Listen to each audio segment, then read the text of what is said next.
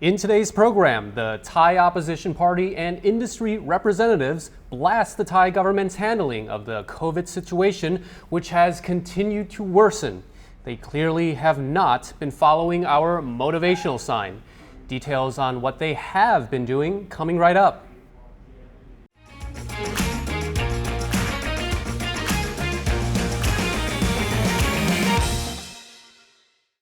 Sawadee krap, you're watching Thailand News Today, bringing you the latest top stories in Thailand. The channel is supported by our generous Thaiger Legend members, and we'd like to thank our newest Thaiger Legend, who goes by the screen name 808 Hard Worker, who I assure you did not have to work hard to support us because we made it very simple and convenient. Just hit the join button and you can be a supporter of the Thaiger, where we work hard to help you stay informed during these times. All right, on to the news. On August 1st, the Tourism Authority of Thailand hopes to launch the Andaman Sandbox, allowing the southern provinces of Phang Nga and Krabi to reopen to foreign tourism, much the same as the Phuket Sandbox and the Samui Plus model launched this month.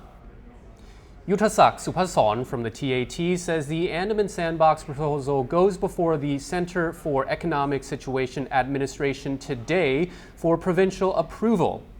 Tourists who've already spent 7 days in Phuket, followed by 7 days in either Phang Nga or Krabi, can then visit the islands of Koh Yao and Koh Pan Yi, as well as the Khao Lak area. It's understood that over 300 hospitality businesses in the region have already achieved the SHA accreditation. The TAT says that once the Andaman Sandbox has been approved, it hopes to launch similar schemes in other tourist hotspots like Chiang Mai, Pattaya in Chonburi, Buriram, Bangkok, Phetchaburi, and Prachuap Khiri Khan. So far, the sandboxes have only been launched on islands. Phang Nga and Krabi are both mainland destinations. And some not so good news for sandboxers and other Phuketians trying to get off the island. For the next 2 weeks, all interprovincial bus services entering and leaving Phuket will be suspended. The move is intended to prevent the spread of COVID-19 on the island province, as many other provinces are battling surges of new COVID cases at this time. The president of the National Bus Service Company has ordered for the temporary suspension to be in effect until at least August the 2nd. Delivery services can continue to operate as normal. The president reassured that travelers who booked tickets in advance will be able to get a refund or to reschedule. Phuket provincial authorities recently imposed a measure requiring all domestic travelers entering the island province to be vaccinated against COVID and to also undergo a test for the virus prior to arrival. A slice of Olympic news with a Thai flavor. Muay Thai might soon be an Olympic sport. The International Olympic Committee has fully recognized the traditional martial art and its governing body, the International Federation of Muay Thai Associations. Thailand's Deputy Prime Minister Prawit Wongsuwan, who is also president of the country's National Olympic Committee, among other things, says the government will support the IFMA's decision to recognize Thailand's traditional martial art and national sport.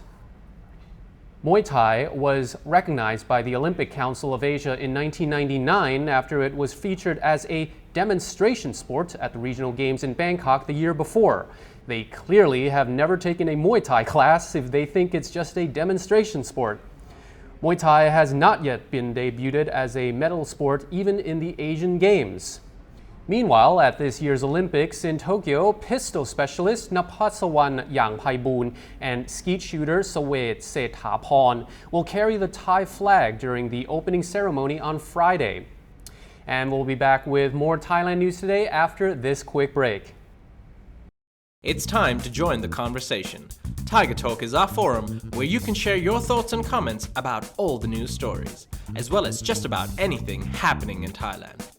Just scroll down under any Tiger story, click on Tiger Talk, register, and you're in. It's time to join Thailand's fastest scoring forum. So jump in and be part of the Tiger Talk conversation. A 39-year-old teacher died the day after she was injected with the AstraZeneca Covid-19 vaccine. Her first dose was the Sinovac vaccine. However, she also had pre-existing health conditions. Under the Thai government's new so-called mix and match COVID-19 vaccine policy, the AstraZeneca shot is being used as a second dose for those who had received a Sinovac vaccine as their first dose. It's understood that the AstraZeneca vaccine is more effective against the highly transmissible Delta variant, which is now prevalent in Thailand. This is the first death relating to the use of the two vaccines. The teacher and her husband were both injected with the AstraZeneca vaccine on Monday at Prachuap's hospital. The woman was found dead on the evening after the vaccination, suffering from nausea and vomiting. The Public Health Ministry investigates cases of those who die sometime after receiving COVID-19 vaccines. So far, there have been no deaths in Thailand directly related to the COVID-19 vaccine, according to the ministry. Industry representatives in Thailand say COVID lockdowns won't work unless accompanied by mass screening and vaccination. The Federation of Thai Industries has expressed skepticism that the proposed tightening of restrictions in 13 high-risk provinces will bring the virus under control. Instead, he says the proposal could cost the economy around 100 billion baht and still be ineffective without the rollout of mass testing and vaccination. The industry body disagrees with the idea of a Wuhan-style full lockdown as suggested by the head of the Department of Disease Control. The DDC chief had suggested such an extreme measure could be implemented within the next 2 weeks if COVID cases continue to rise, but they warned that such a policy would see the whole production sector grind to a halt, leading to economic devastation.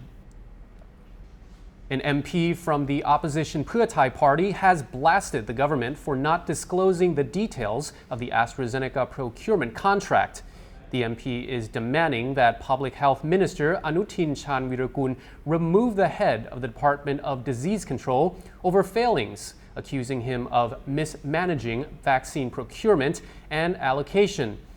During a meeting on vaccine procurement held at the Parliament building yesterday, Yuttapong called on the DDC to divulge the details of the AstraZeneca procurement deal.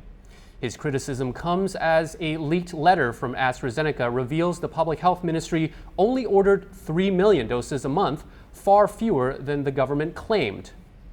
He is also demanding to know why the DDC continues to buy more Sinovac doses when studies have shown it is less effective against mutations like the Delta variant.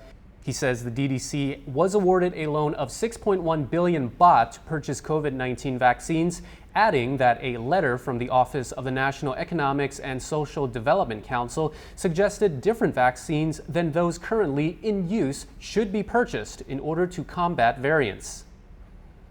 And finally, the new COVID infections announced over the past 24 hours have surged to over 13,000 today, with the COVID-related deaths also over 100.